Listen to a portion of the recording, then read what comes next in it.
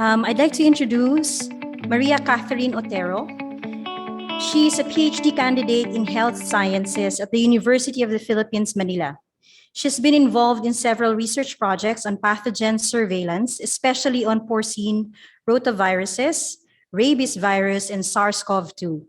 Currently, she serves as a consultant of the project on integrated wastewater-based epidemiology and data analytics for community-level pathogen surveillance and genetic tracking of the University of the Philippines, Mindanao.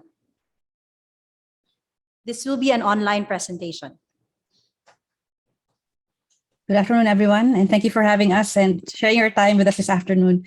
I will be talking about the laboratory methods for the detection of SARS-CoV-2 in wastewater. This is based on our pilot study that have already been ably described now by Dr. Jaraula and Dr. Dann del Mundo, as well as Refeim, our UR2 for the project. Right now, I'll be focusing more on the laboratory methods and what we've learned so far in our almost 2 years now of doing WBE in Davao City in support of SARS-CoV-2 COVID-19 surveillance. Sorry. I want to start with leveling off now what we mean when we say wastewater monitoring, wastewater surveillance, because there have been many terms popping up.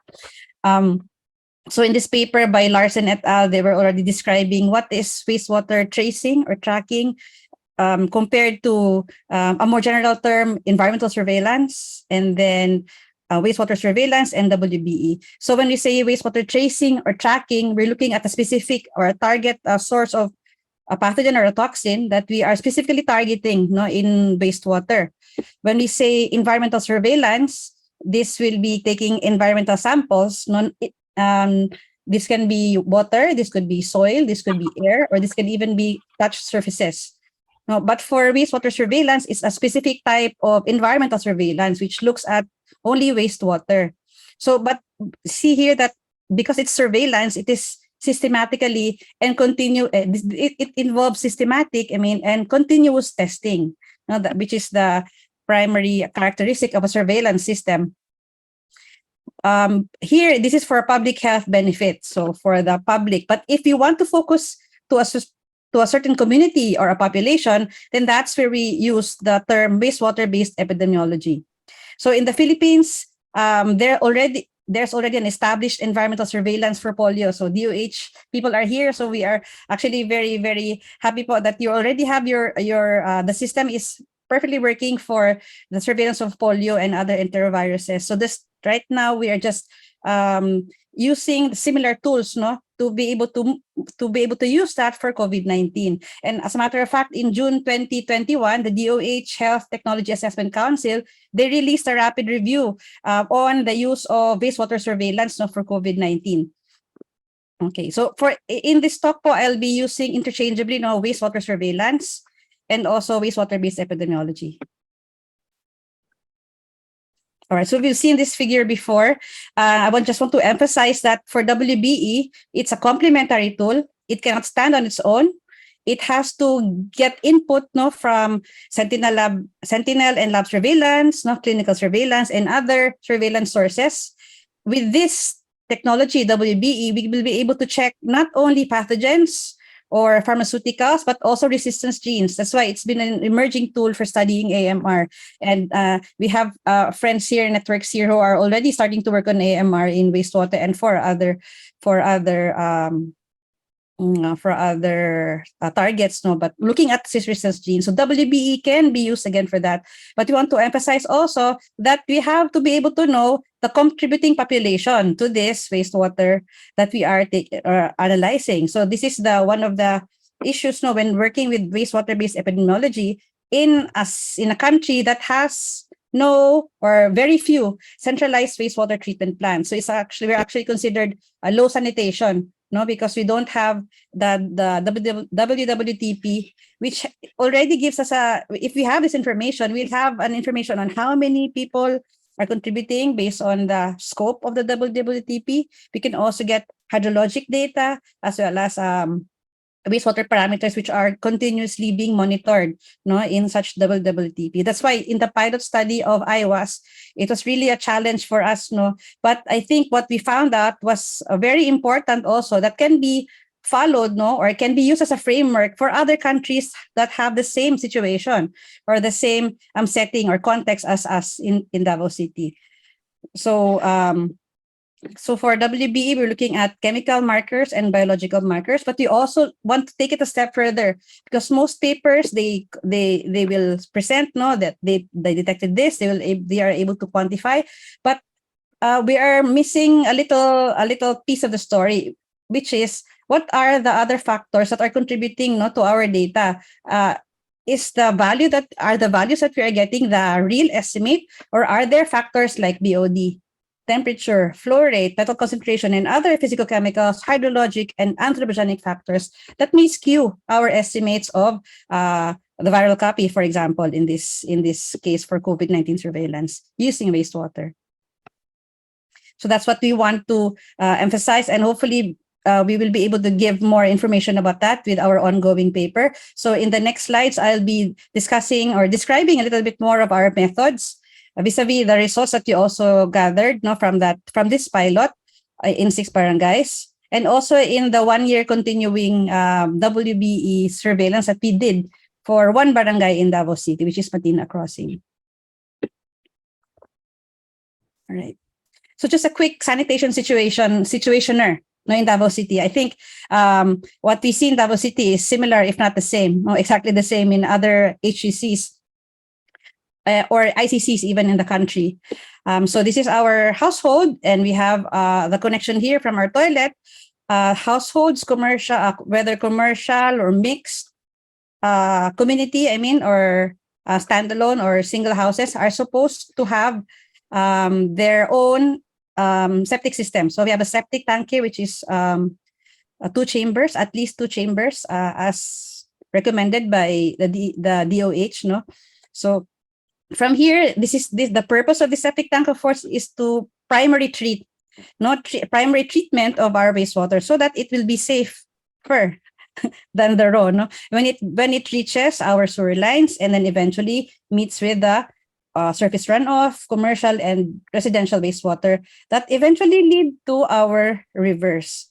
Now, we verified this with the DPWH, and they've confirmed that in the Philippines we have a merged sewerage and drainage networks. That's why here we will see really a mix of domestic, commercial, as well as surface runoff.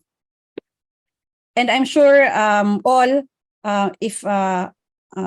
sure many of the HUCs, if not all, already have their own city ordinance on the septage and sewerage, which is also under the Clean Water Act of the Philippines, no?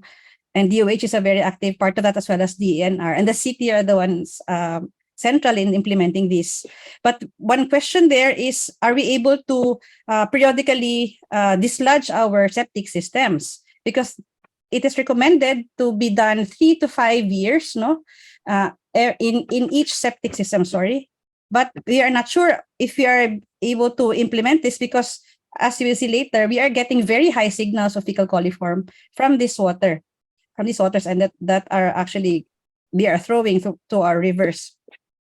And Refeim earlier already discussed about the sewershed mapping, which is already done by the city engineer's office, and I'm sure with the equivalents of the CEO in other cities and ICCs and provinces. But what we did was really to complement, no, or to be able to add more information in the shortest time possible. We had to do it ourselves, and I think it's a very, very meaningful experience. It's something that we can do in other cities as well. We don't have to wait and really complain that they're not doing their job, because they are doing their job.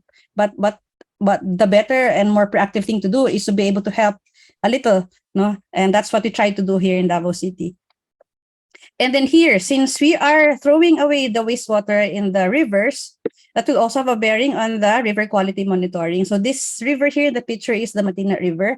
It is not an it is not a protected rivers, unlike the Davao River, and it's urban, it is urban impacted. So I hope that we are able to also switch gears, no, and give focus also to rivers that are urban impacted, not just only the big rivers that are parts of the WACMA or the wastewater quality monitoring. All right, so this is the project components. These are the project components of iWas. So we have a part that's focused on the molecular epidemiology and diagnostic kit development. We also have a part doing environmental and hydrogeochemical analysis, which is, of course, we were copying the methods that were already developed by Dr. Jaraula and her team, no, in the People's Project. So we were carrying over what they have learned from their projects and implemented it here in Davao City, no, for the iWas project. And then the data from the two, no, as well as the clinical and other data that we are able to get from other agencies, there's a team handling that, so that there's also a data analytics section of our team. So what we do is we collect the wastewater sample, and for the molecular epidemiology part, we do the RNA extraction, and we use qPCR, no, for RNA detection, and also we also quantitate, or we quantify, no, the viral copies that we find in the wastewater. We also have in the pipeline an RT-LAMP kit, which we already started to validate, but we are not yet ready to share the information just yet. But we are doing that right now, and we are that's part of also our deliverables, no, for the project iWas. All right, so alongside wastewater sampling, we also gather anthropogenic and hydrogeological data, as well as physicochemical analysis, and we also do microbial analysis. And aside from the field side, we also do the field mapping, map digitization, as well as the sewershed map generation for the team. So there's a lot of data coming from all parts, not from the three components, and we're trying as best as we can, not to be able to make sense and make a holistic or a more streamlined, no, the core recommendations for those other groups who are also wanting or who are interested in learning or implementing WBE in their LGUs. So briefly, this is our flowchart of the general methods. Of course, because we are dealing with COVID-19 during the pandemic, we really had to seek clearance, no, from the ethics committee and the biosafety committee. So after that, we coordinated with the barangays as well as the city health office, especially in the sampling for the pilot, because we were moving at the time when it was still, Davao was still on hard lockdown. So there were areas that we cannot access. So that's why we really had to be chaperoned, or someone from the barangay has to go with us, not to be able to access the sites because of the restrictions to movements during the community quarantine. So we did periodic sample and collection. For the pilot, we did it for 3 times in 1 week for 4 weeks, no, around November to December in 2020. And for the project iWas, we did 12 months of continuous monthly sampling for the 3 sites in Matina Crossing. So we have 12 months worth of data coming from that collection as well. And then for the reporting. So I'd like to emphasize that since also because we were studying COVID-19, it was important to do everything in a BSL-2 laboratory. Okay. So here are some of the action photos when we were still in the field. So this is our radar gun. So we will be able to know also the flow rate.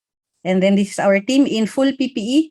Imagine under the heat of the sun with the jeepney and the buses passing by, but we really had to do the best that we could. And this is the safest way that we could get to the samples.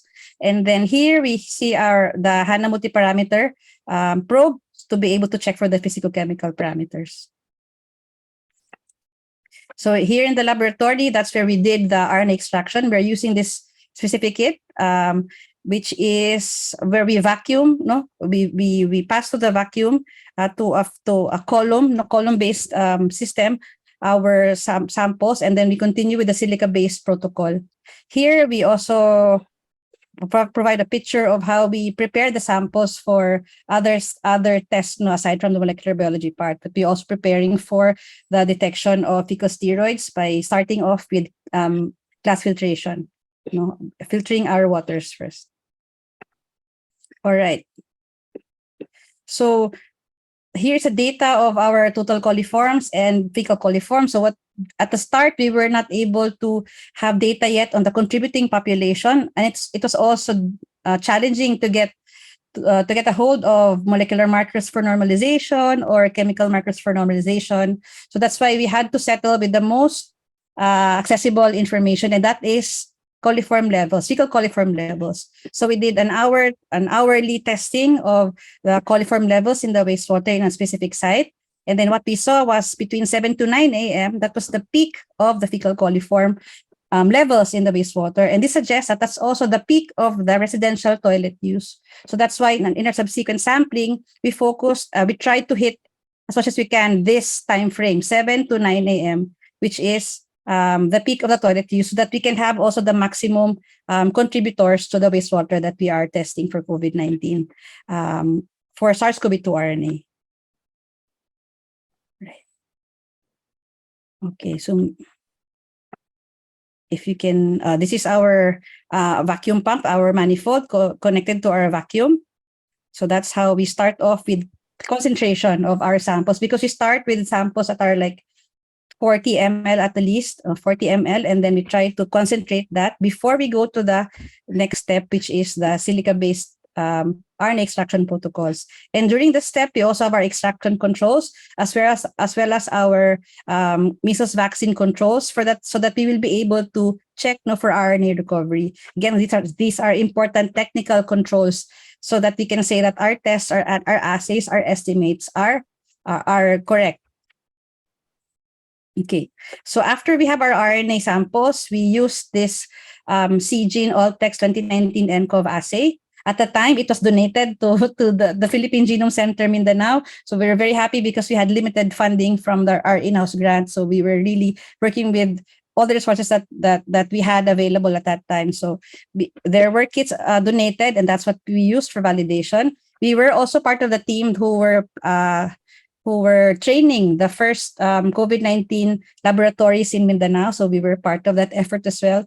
That's why it was also easier to get access to these kits as well. So what we learned in the training for the medical technicians in the COVID labs, we also implemented here when we switched from training to working on wastewater-based epidemiology for COVID-19. So for this kit, it detects RDRP and N genes that are specific for SARS-CoV-2, and E gene, that is specific for sarbecovirus. It's a general sarbecovirus gene target. And of course, this kit, as with other kits, for RT-PCR, it has its own internal control. And we also have a positive control. By this time, we were already able to get our hands on a control RNA, SARS-CoV-2 RNA, which is synthetic. So that's what we use for the positive control. And also for preparing our standards for quantitation of SARS-CoV-2 RNA. All right. And then we detected that in the real-time PCR machine. And this is what it is. This is an example of what we see after we run our samples. So how do we make sense of this information? So we get CT values. From the CT values, we are able to convert that into genome copies because of the exponential functions. Because we have information on the CT values, and we have our controls that have known positive controls that have known quantities. So that's why we are able to compute the viral copies. And the data that we get here, the numbers that we have here, we have to normalize. So that's why data normalization, we did it using the contributing population. Although there are other papers that use, for example, chemical markers like caffeine, paracetamol, or corticosteroids to be able to know how many people are contributing to the samples. At the time of our study, what we were able to confidently have as a data is the contributing population coming from the sewer shed. But again, there are other markers. Aside from chemical markers, there are also molecular markers like the CRAS-Faj and PPMOV, as well as biological markers like fecal coliforms, as we have attempted to do when we were trying to determine our window of sampling, because we were doing only grab sampling. And I think if we are able to mix these different markers for data normalization, we will have a closer estimate of the contributing population in our wastewater. So it's not just sewershed. You can also use chemical markers. I can also use molecular markers and other biological markers also, just to be able to tell us how many, just so we can normalize our data. So we will know how many are really contributing to the wastewater using other measures. Okay. So based on our molecular biology results, we were able to see that at the start of the pilot, we were not able to quantify yet the viral copy. So we were just able to say that in this part, we were able to detect the RDRP genes, the E genes, or the N genes. But later on in the clinical survey, in the surveillance, under the iWas, we were already we were already able to give this kind of data. And here you can see the clinical data, and we plotted it against the genome copies that we computed, based on our data analysis. And we can see here the two parts where there are peaks, in the clinical cases in Matina Crossing. So we already used the community-based clinical surveillance data here to be able to interpret our viral titers, because having a viral titer alone, it's data, but it's not information yet. So we have to be able to compare it with something to be able to make sense of the data. That's why here we're comparing it with clinical surveillance. And we saw that at the times where there were peaks in the clinical surveillance, we also saw peaks in the genome copies that we were detecting in the wastewater samples from Matina Crossing. And later on, the next speaker, Kieffer Arben Go, will be able to tell you more details about this data representation, data visualization for this type of data. All right, so we were also very, very fortunate to have the support of the Project Accessible Genomics. They were able to provide the Philippine Genome Center access to the Oxford Nanopore technology, the MinION personal or the portable sequencer. That's why we were able to run 9 samples for free during the time of the pandemic. We're very fortunate, and we're very happy for the support that we were able to get this through the initiatives, of course, of the past PGC director, Dr. Lai Morao, who is now the Chancellor of UP Mindanao. So we were following the pipeline of the Arctic Network, and that was what PGC Mindanao helped us with. So both their wet laboratory and their bioinformatics team, who were also part of the paper that we published on WGS reports and WBE for Davao City. All right. So what we did see for the WGS is that we were able to get a mutation of SNPs, that were not yet reported in the clinical surveillance. As we know, the DOH and the PGC is part of the biosurveillance team, and they are able to really sequence representative clinical samples. But for here, we were using food samples from the community, and we were still able to pick up SNPs that have not been picked up yet in the clinical surveillance. For example, in one site, we detected it earlier, say December, but it was reported in the surveillance around March of the following year. So I think this is an important finding, that WBE in combination with WGS, it can be used for early detection of introduced as well as circulating or emerging SARS-CoV-2 variants. It can also tell us about the disease dynamics and community transmission. And this is in a resource-efficient manner because we're working with food samples. And if you can see here in the figure, here in this box, we will see that in the areas that are more purple, it means those are areas with high population density. That's where we found most of the SNPs, and that's where we surmise. That's where we may possibly see faster circulation or passing of or transmission of emerging variants or SNPs, not yet variants, because it has to have this specific number of mutations. But the SNPs that are emerging, they are most likely to come from areas with high population density, and we were able to capture that here with our data.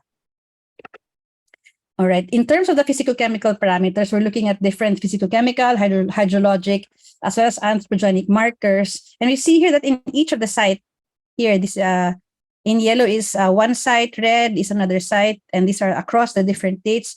We're seeing that we're seeing different profiles in terms of their physicochemical parameters. And this can vary within the time of collection or with the for example, past precipitation the night before or 2 days before the sampling, that could already skew our values for the physicochemical parameters. And this can have different effects also on the RNA recovery. So for example, here, TDS and salinity, so they have this correlation wherein as our TDS in ppm increases, or total dissolved solids, the RNA recovery will also increase, no?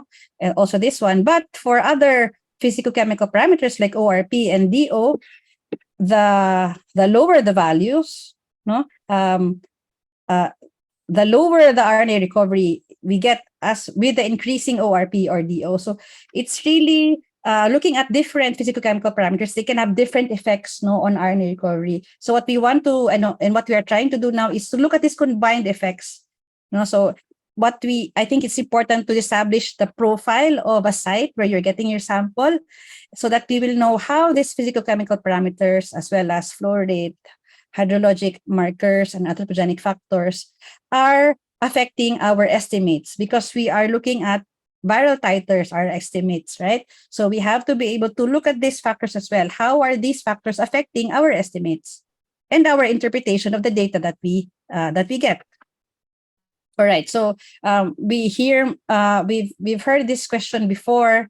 Are we ready to use WBE for COVID-19 surveillance in Davao City? There are many question marks here, but I think we're closer to being able to implement this.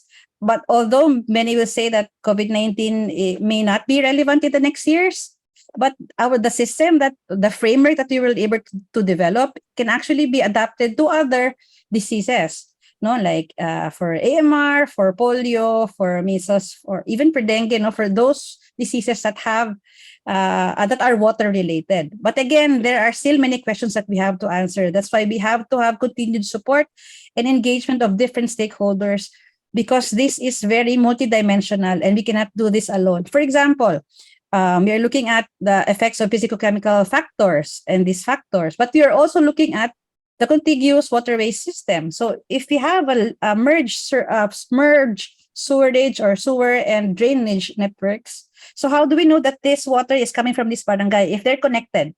So how do we know the contributing population? And also linking that with clinical data, since asymptomatic cases are not captured by the surveillance, then we already have that missing data. And then we have the aggregated reporting. So what do we mean when we say aggregated reporting? So for WBE, since we're looking at population level, we have to really have data on the population. So that's going to be our purok or the barangay. But for reporting now, the usual reporting is by city or barangay. So that's why it's also one of the challenges that we faced, was being able to get our hands on population level data, because we are using already WBE. But again, if you are planning to continue with wastewater surveillance, no, for public health, then we can still apply some of the most of the things that we have learned here with producing the watershed map and looking at these factors, as well as linking that with clinical data, so that we are able to give public health interventions that are well directed, and which will also increase our epidemic preparedness, which is of course one of the main outputs that public health surveillance is trying to achieve. All right. So here I want to emphasize also that again, the DOH already has a very, very good surveillance system for polio and other vaccine preventable diseases. And I think this is one way that our team can also add to the workforce. Again, we want to complement what the government is already doing, because this is for the public good. And I think putting our heads together and working on key areas, for example, for UPMIN, we're working on Davao. It's better to have networks that are doing the same or similar things in other cities, in other regions, in other major islands, so that we can also be able to have a bigger impact, that we can also contribute to our health agencies. And this also supports the One Health Joint Action Plan. So we are not only looking at clinical, but we're also integrating the environment into One Health. And we're also trying to, if we are looking at AMR, then we can also use WBE or wastewater surveillance to be able to contribute to the AMR problem resolution. And of course, we need to have a science-based approach. We need to continue our multidisciplinary collaborations. We need to have strong political support also. And we also need to engage as many stakeholders as we can, so that we will be able to move along this big goal of being able to have WBE or wastewater surveillance for more diseases, to be able to make a more epidemic resilient country or cities.